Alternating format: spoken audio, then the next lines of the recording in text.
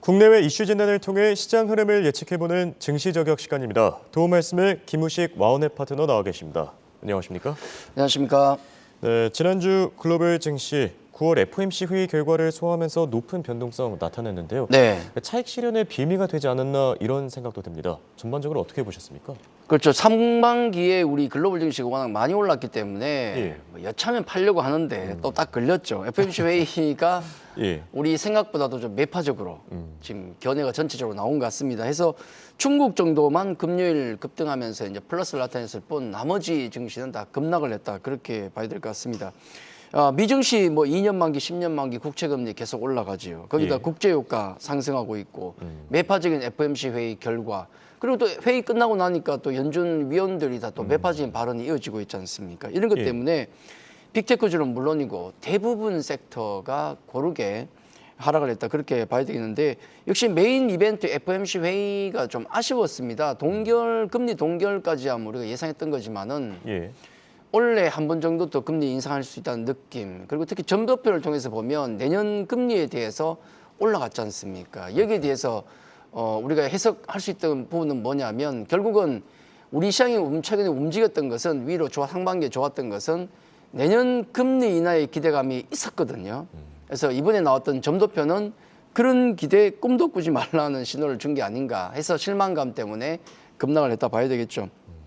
역시나 빅테크주들도 뭐 급락을 했었고 한 주간, 그리고 나머지 섹터들도 상당히 좋지 않았습니다. 예. 특히 테슬라가 한 주간 마이너스 10% 급락을 했고 지난 금요일 4% 빠진 게 좀 컸습니다.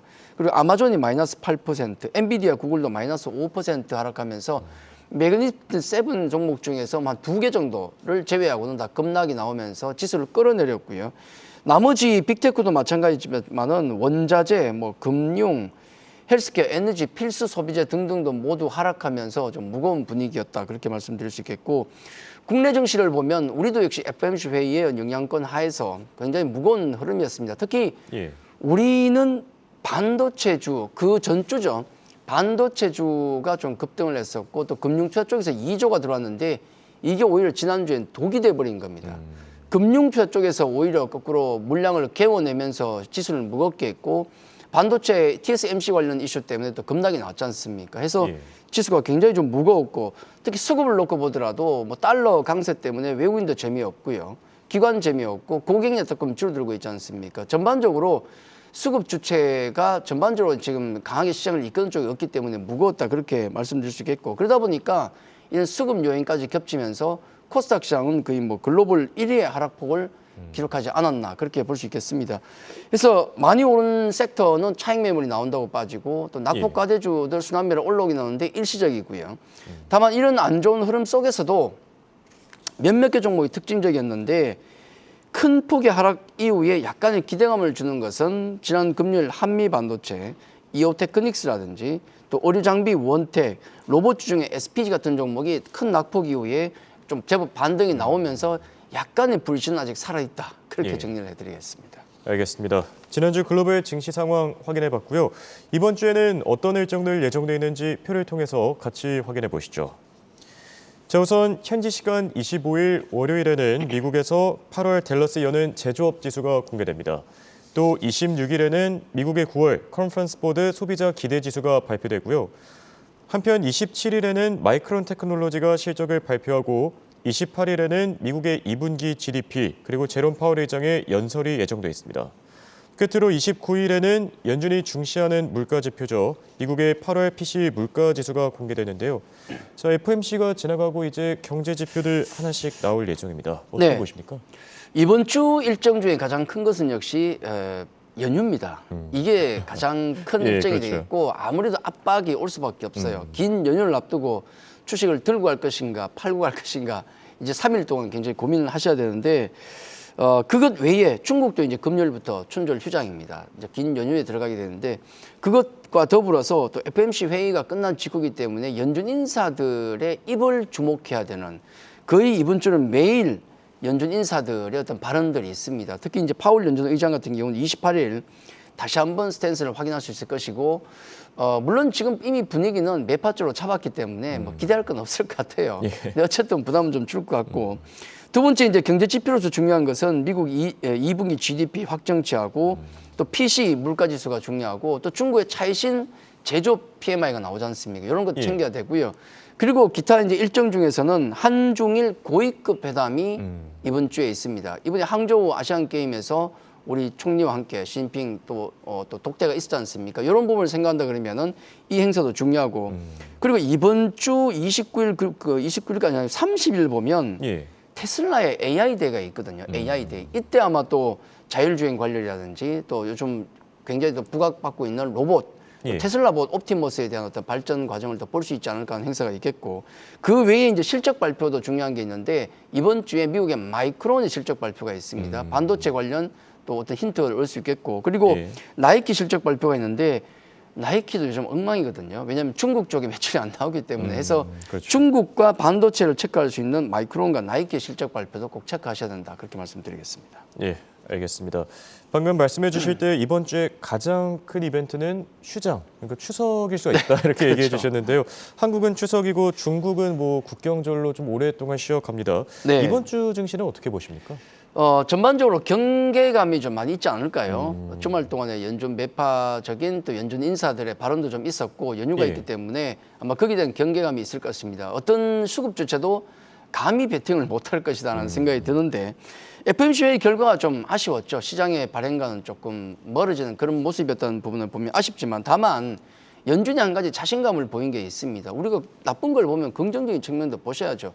경제 성장률을 1%에서 2.1%로 높였지 않습니까? 예. 이걸 놓고 보면 경제적인 근간은 살아있다는 생각하면 시장이 그냥 뭐 힘없이 무너질 것 같다. 그렇게 보지는 않습니다. 그리고 금리 인상 같은 경우도 지금 이제부터 뭐 자이언트 스텝 으쌰으쌰하는 분위기가 아니고 사실은 막바지 국면의 노이즈다. 저는 그렇게 보고 있습니다. 그래서 시장을 너무 안 좋게 볼 필요는 없다. 다만 단기적으로 볼 때 시장 전망은 그리 밝을 수가 없습니다. 휴장을 앞두고 있고 그렇죠. 또 금리 노이즈 계속되고 있고 또 외국인과 기관 또 그다음에 개인의 수급 보면 지금 굉장히 약합니다. 달러 강세가 지금 진행되고 있기 때문에 외국인 수급이 안 들어와요 지금. 그리고 고객예탁금도 보면 7월 말 피크로 갈 때 그때 58조까지 올라와 있던 고객예탁금이 지금은 50조까지 빠져 있습니다. 예. 개인들도 지금 재미가 없다는 거예요. 개인들이 좋아하는 게 2차전지와 테마인데 그 힘이 좀 약해지고 있는 것이고 기관 같은 경우는 연기금 계속 팔고 있잖아요. 국내 주식 줄이고 있고 또 금융투자 같은 경우 2조 7로 놓은 거 그 물량 지금 나오고 있지 않습니까? 수급 도급했을 때 시장에 힘을 얻을 수가 없고 그리고 시장을 땡기는 섹터가 두 개가 있는데 거래소는 반도체, 코스닥 쪽은 2차 전지입니다. 반도체 지금 묶여 있지 않습니까? 정치적인 부분들 등등 때문에. 그리고 2차 전지 펀더멘탈 관련된 여러 가지 영국 소식, 프랑스 소식 나오면 조금 불안하지 않습니까? 이런 걸 놓고 보면 역시 지수는 움직이기가 쉽지 않은 국면에 계속 우리가 지금 들어와 있다는 걸 생각할 수 있겠고 예. 그러다 보면 그렇다고 해서 우리가 지수 논다고 해서 시장에 노는 건 아니지 않습니까? 그럼 뭔가 돌파구를 마련해야 되는데 그 돌파구로서 역시 지수보다는 종목적으로 아마 종목적으로 우리 수급들이 몰려가면서 또 제한적인 종목 장세를 우리가 전망하면서 그걸 추적하는 게 오히려 수익이 도움이 되지 않을까 그렇게 말씀을 드리겠습니다. 네, 알겠습니다. 마음 같아서는 증시가 뭐 넥타이색처럼 좀 빨갛게 좀 달아올랐으면 좋겠는데 이렇게 그렇죠. 뭐 힘을 잘 못 쓰는 상황입니다. 투자 전략은 어떻게 세워야 되겠습니까? 근데 지금 시장 우리 그런 얘기 하잖아요. 아무리 시장이 어려워도 시장 어디엔가는 강세장이 열리고 있다. 강한 쪽은 강해요. 지금 아마 투자자분들, 시청자 여러분들 생각해 보시면은 내가 어떤 종목을 가지고 있냐에 따라서 체감 지수는 완전히 다릅니다. 예. 요 장세가 앞으로 좀 지속될 것이다라는 걸 주목해 봐야 될 것 같아요. 장이 지금 지수는 방향성이 없죠. 또 무겁고 종목 변동성은 또 얼마나 큽니까? 뭐 조금만 얘기만 나오면 종목이 10% 아래로 움직이니까 난이도도 굉장히 높습니다. 그래서 뭐 수익이 안 나는 게 문제가 아니라 안 깨져도 다행이다라는 생각을 할 정도로 지금 난이도가 높다 그렇게 생각하는데 아마 이제 이번 주에 3일 정도는 추석 이후를 노리고 베팅하는 게 맞지 않을까. 결국은 추석 이후에 뭐가 열립니까? 실적 시즌이거든요. 거기에 맞춘 투자를 하는 게 맞지 않을까 말씀을 좀 드리겠고 자, 장이 워낙 어렵다 보니까 제가 오늘 전설의 투자자 두 분을 잠깐 소환하겠습니다. 예. 배울 건 배워야 되지 않겠습니까? 그렇죠. 저도 굉장히 좋아하는 분들인데 예. 우선 이제 시장이 어렵기 때문에 지금 시장 자체를 놓고 보면 거의 오리무중이다. 방향을 모른다고 하지 않습니까? 자, 이 시장 때문에 제가 피터 린치 전설의 투자자를 또 소환을 시키겠습니다. 피터 린치는 예. 13년 동안 마젤란 펀드를 이끌면서 연평균 29%의 수익률을 늘었습니다. 전설의 투자자죠. 그래서 그렇죠. 1억이라 보면 1억이라 그러면은 27억까지 늘연, 그러니까 27배의 13년 동안 수익을 누린 엄청난 투자자가 되겠는데 이분이 하신 말씀이 뭐냐면 이거예요. 시장을 예측하지 마라. 여러분 지금 시장 어떻습니까? 제가 보기에 위로 뭐 크게 틀릴 일도 없고 아래도 크게 빠질 일도 없다로 놓고 보고 있는데 어쨌든 방향성을 논하기가 굉장히 어렵습니다. 피터 린치는 이런 얘기를 했죠. 금리, 환율, 뭐 유가, 또 뭐 매크로 변수, 정부 정책 이런 걸로 시장의 등락을 과연 점칠 수 있는가? 나는 모르겠다 그랬어요. 여러분도 그러지 말라고 했죠. 그럼 뭘 하라고 했냐면 여러분이 할 수 있는 걸 하라 그랬습니다. 예. 피터 린치도 자기 종목 관리를 제대로 했다는 거죠. 해서 지금 우리가 시장의 어떤 방향성을 논하고 하는 것보다도 여러분 지금 포트폴리오에 가지고 있는 종목들 어떻습니까? 추석 연휴 이후에는 실적 시즌 열리는데 여러분 종목들은 실적 시즌에 걸맞는 실적과 실적 전망을 가지고 있습니까? 그런 종목들만 가지고 계시고 나머지를 솎아내는 작업을 이번 주 3일 동안 해야 되지 않을까. 그래서 피터 린치는 그런 말을 했고요. 두 번째 이제 아까 제가 말씀드렸던 거 시장이 어려운 이유는 시장의 방향성도 안 보이지만은 종목의 변동성이 너무 큰 겁니다. 그래서 우리 흔히 이런 얘기 하지 않습니까?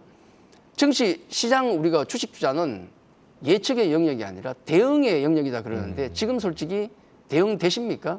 종목이 내 종목 멀쩡한 종목이 하루에 아래 위로 뭐 5% 10% 왔다 갔다 하는데 대응이 되겠습니까? 예. 해서 워렌 버핏을 잠깐 손한다 그러면은 현존 최고의 투자자죠. 거의 50년 동안 20% 이상의 수익률을 꾸준히 누렸던 아마 역사상 가장 위대한 투자자가 될 겁니다. 예. 이분이 여러 가지 말씀을 하셨는데 그중에 가장 중요한 것 중에 하나 이해할 수 없는 사업은 투자하지 마라. 이 얘기는 뭐냐면 여러분이 모르는 종목은 투자하지 말란 얘기예요. 예. 우리 테마주 돌아가는 거 보면 대부분 우리 물론 테마주를 가지고 뭐 종목 분석하고 실적이 어쩌고 따지는 분 있으시겠습니까만은 테마주가 아니더라도 일반적인 종목들도 대부분 투자자분들은 잘 몰라요. 이 회사가 뭐 하는 회사인지 특히 실적이 어떻게 나오는지 미래 실적 전망이 어떻게 되는지 거기에 대해서 크게 고민 안 하고 쉽게 사십니다. 워렌 버핏 같은 경우가 지금 가장 많이 하고 있는 주식이 뭡니까? 애플을 가장 많이 들고 있거든요. 예. 잘 아시니까 들고 있겠죠. 예전도 그렇고 지금도 그렇죠. 그렇고 워렌 버핏 같은 경우는 모르는 종목은 투자하지 말라고 그랬습니다. 이게 저는 맞다고 봐요. 왜냐하면 내가 어떤 종목을 들고 있는데 아래 위로 10%씩 움직입니다. 지금은 뭘 해야 되냐면 이 종목을 팔아야 될지 들고 가야 될지 결정을 하셔야 되는데 그러기 위해서는 이 종목이 지금 단순한 수급 때문에 빠지는 것인지 아니면 진짜 펀더멘탈에 문제가 있어서 빠지는 것인지 판단이 돼야 되는데 이게 안 되면 대응이 안 된다는 겁니다. 그래서 반드시 지금 가지고 있는 종목들은 실적이 되는 종목 중에서 그다음에 실적 전망이 좋은 종목 중에서 내가 아는 종목만 제한적으로 운용하는 게 가장 맞다는 말씀을 드리도록 하겠습니다. 예. 일단 피터 린치와 워렌 버핏의 이 두 가지 교훈을 생각하면 시장 대응 정석대로 가면 어렵지 않다는 말씀을 드리겠고 그리고 이제 또 아까 앞서 나왔던 뉴스들 중에서 섹터를 하나 본다 그러면은 예. 자 이제 춘절 앞두고 있습니다. 그래서 중국 쪽 약간 또 부각될 수도 있는데 거기다가 항저우 아시안 게임 행사를 빌미로 우리나라 한덕수 총리, 시진핑 주석의 짧은 회담이 있었지 않습니까? 거기서 나온 얘기가 우리가 얘기한 건 아닌데 중국 쪽에서 시진핑 주석이 한국 방문에 대해서 얘기를 했지 않습니까? 물론 우리 5G와 마찬가지로 대표적인 양치기 소년에 가깝습니다만은 지금 분위기를 놓고 봤을 때 우리도 경제 규모로 교육 규모로 봤을 때 그리고 정치 군사적인 관계로 봤을 때 절대로 한국을 소홀히 볼 수 없다는 거 우리가 다 알고 있잖아요. 우리도 예. 중국을 소홀히 할 수 없고 그런 관계를 생각한다 그러면은 아마도 여기에 대한 기대감 또 이번 주 일정을 놓고 보면 한중일 고위급 회담까지 있지 않습니까? 이 부분을 감안하면 이번 주 춘절을 앞둔 중국 관련주 또 단기적으로 관심 있게 보는 것도 괜찮은 투자 포인트가 아닌가 그렇게 말씀을 드리겠습니다.